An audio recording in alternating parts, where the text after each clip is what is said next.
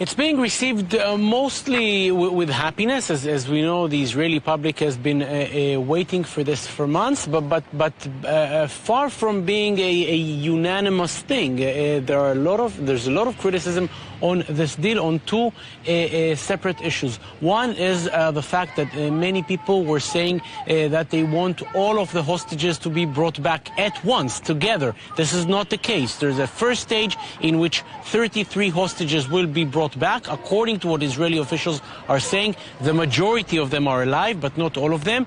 But even after that first stage, if we're speaking currently of 98 hostages, you bring back 33, that means that 65 hostages, some of them alive, will remain behind for a second stage. There is a certain framework for a second stage, but it's far from being finalized, and some families and some parliament members and people who are opposing the deal are saying that this framework is leaving 65 people behind, and who knows when will they be back, when will they be brought back. Are we certain that the second stage will eventually happen? Absolutely not. Do we have a certain framework of time for that second stage? No. Therefore, criticism on that issue. On the other hand, there's so much expectation for a deal and the hope of seeing 33 hostages, most of them alive, and those in difficult situation, the elderly, the women, the children.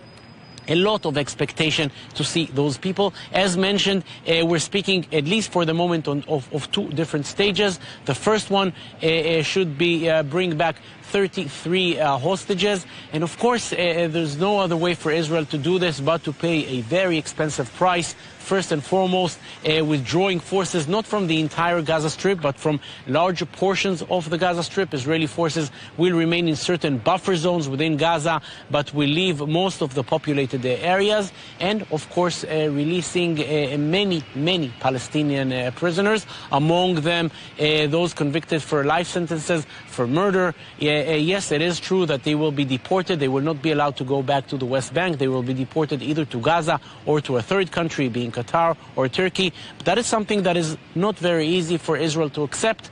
On the other hand, there is a clear understanding that if you want to bring 98 hostages back, you have to pay a very expensive price.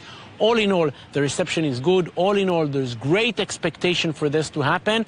One final thing that is important to note, yes, it seems as if this is very close, but until this is finalized, then everybody here in Israel understands that things can go wrong, things can be derailed. We have seen optimistic signs in the past, and then eventually things did not happen. Therefore, until this deal is done, finalized, signed, and even furthermore, until hostages actually come back to Israeli territory, there will always be some skepticism in the Israeli side whether this will eventually happen or not.